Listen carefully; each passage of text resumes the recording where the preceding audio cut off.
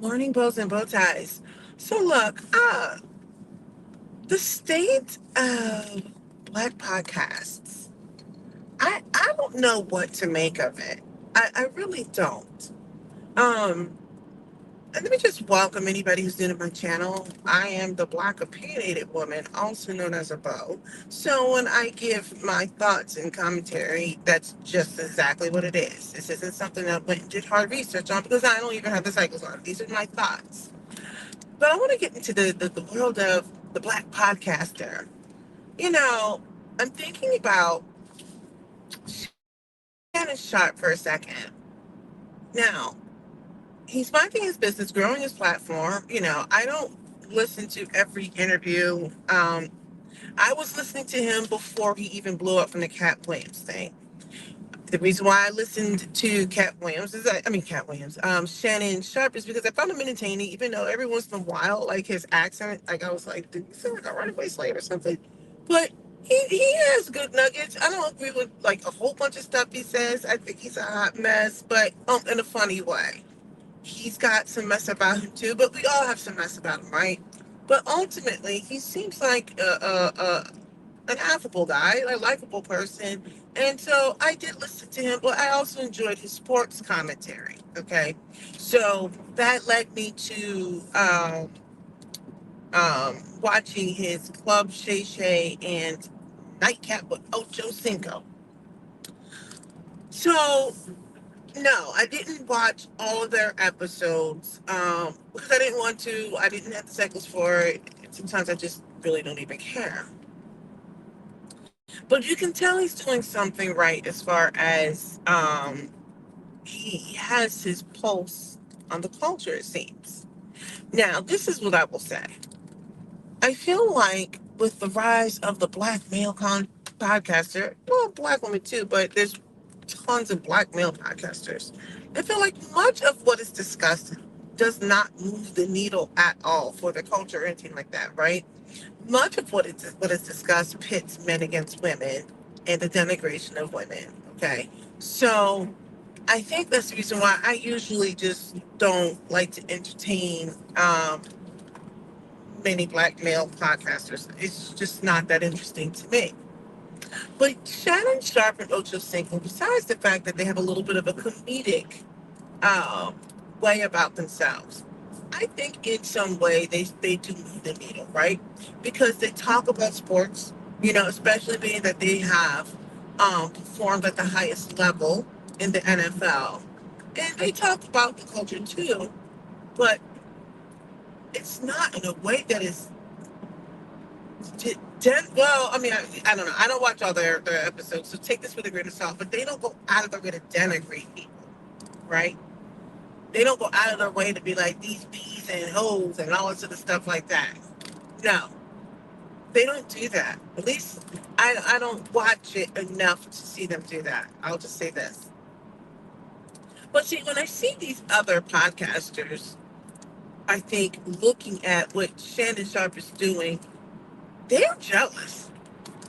They are having a really difficult time with Shannon Sharp, see, because he is showing that he can grow his podcast, he can talk about topics, hot topics, or create the topic of interest without doing this other stuff, see.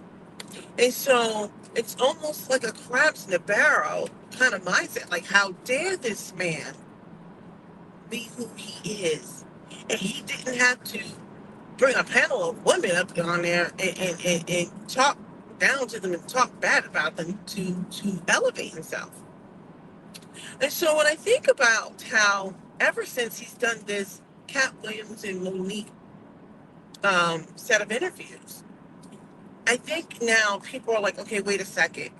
This man is so hot. Let me jump in on this. Let me get in on this. Let's ride the wave. Now, I don't knock people for wanting to ride the wave. But what I am seeing is now you've got, I'm just going to say it, dare I say it, some of these black male podcasters. I heard one guy, you guys may, usually I don't like to name names, but you guys may know who this person is. this person shows up on my feed. I had never really heard of this guy before, like vaguely heard of this guy, but I didn't know anything about this guy. Like I couldn't tell you anything about him. They could have said for up $1 million. What do you know about him? I'm like, nothing. So I heard a clip. I selected this video from um, Corey, and I'm just listening. I couldn't even take it. I had to click out of it. I don't even know what clip it was. I couldn't tell you what video it was. It was so dumb listening to him saying like how hey, we're gonna come get you, Shannon. Like, we're gonna report on it. We're just gonna talk. And you've never come out and said that you're not, gay. I'm not gonna mince words. I said the word. And I'm just kind of like, all of this rumor mill around Shannon Sharp's sexuality. Let me just say this. Several years ago, I did a video, or maybe it was 2 years ago. I don't know when it was. I did a video on, or it was part of the video, and I said that whenever someone wants to get at a black man, one of the things they do is they'll go attack his sexuality. They will attack his sexuality. And so what I'm finding is now there's all this rumor mill around Shannon Sharp's sexuality. And I kind of feel like, what's the game? Let's say he was. And now what? What do we say? Like, so there's all this rumor around him, and like this Corey guy is almost trying to like bait him into answering. He's never come out and said that he's not. I'm like, this is the dumbest conversation. You've got people now coming after Shannon Sharp. These people are jealous. They're trying to create controversy and get clout off of his name. You've got Mike Epps, who I'm just not a fan of. I don't like what he's done. I don't like what he's done. He's got some mess about him.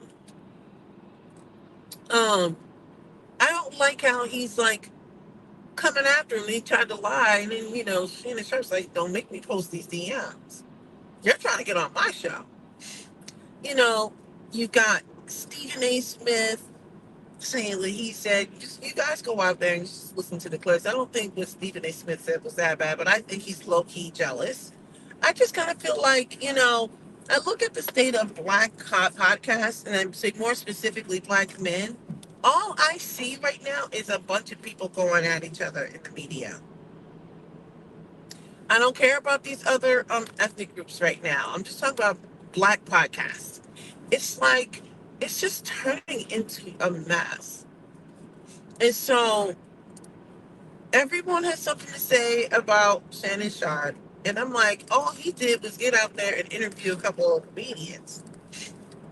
You know, he's not bothering anybody, but everybody is bothered by him. The reason why I say what he did when, was moving the needle was he, when he brought these comedians on, whether you like them or dislike them, what they did was they shed light on things, allegedly, what happens behind the scenes in the media, etc. And maybe people just don't like those comedians. Now, do I think everything that these comedians said was true? That's definitely debatable. But I think when you look at the gist of what was being said, they shed light on some stuff. And to me, that's part of moving the culture needle. Moving the needle, making sure people understand these kinds of behaviors that we are putting up with and dealing with in the community.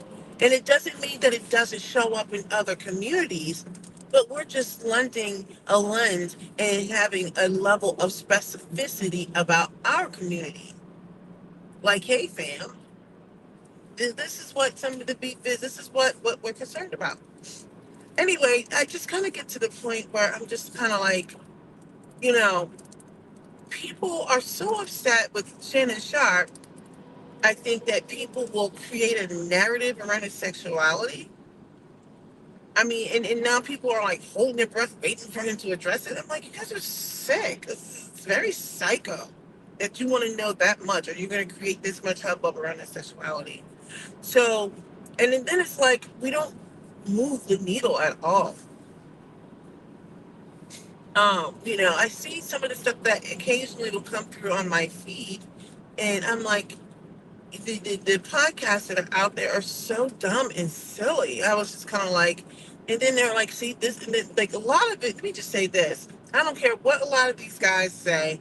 The fact of the matter is, they need women. They're saying women need men. Men and women need each other. Let's be clear. Number two, most of these men would not have a podcast if it weren't for the women. If they can't get them up there, or if they can't argue about women, they have nothing else to talk about. They cut their little microphone and think they're doing something.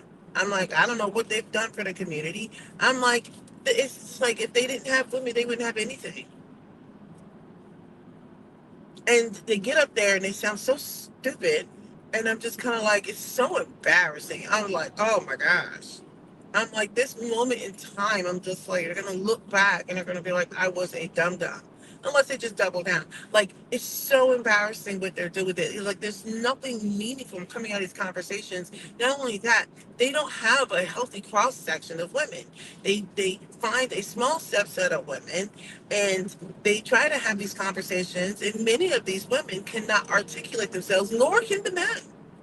They cannot articulate themselves. So you're getting two groups of people who are listening to a couple of other people's talking points, and they get a mic, and then they get out there and they continue to basically throw up on themselves.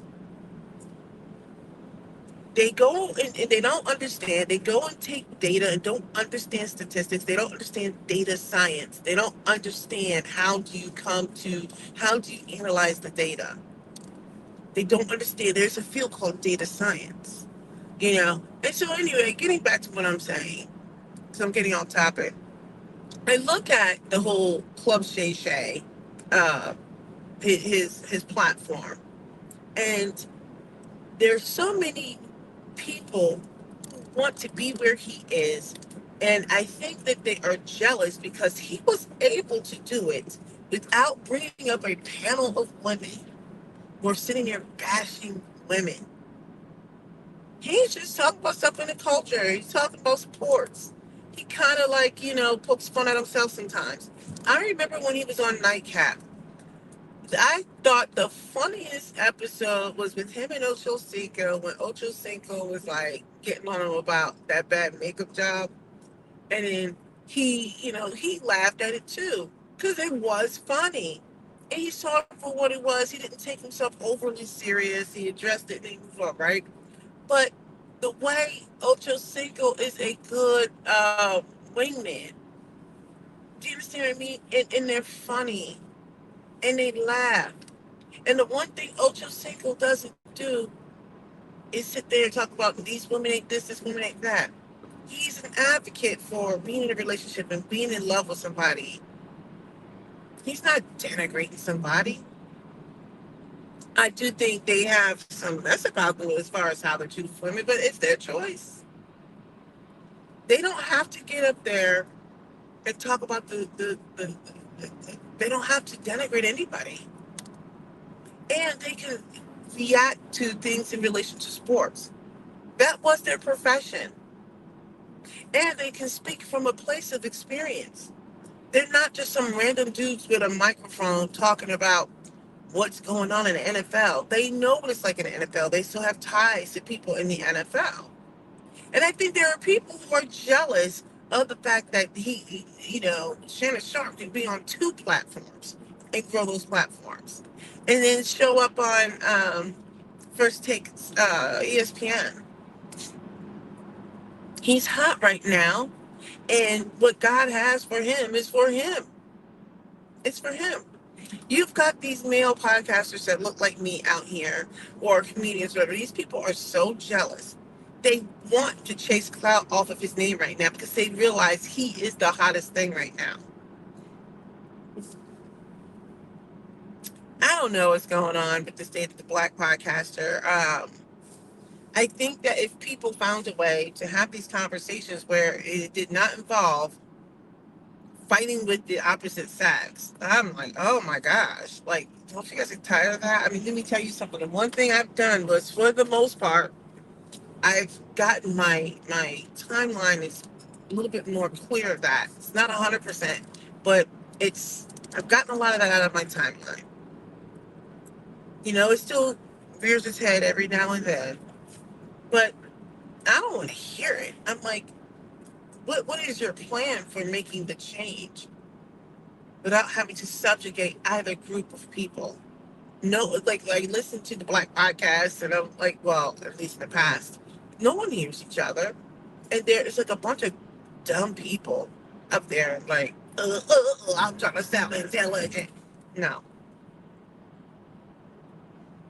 Anyway, well, getting back to Club Shay Shay, I think that he has had such a meteoric rise in such a short period of time.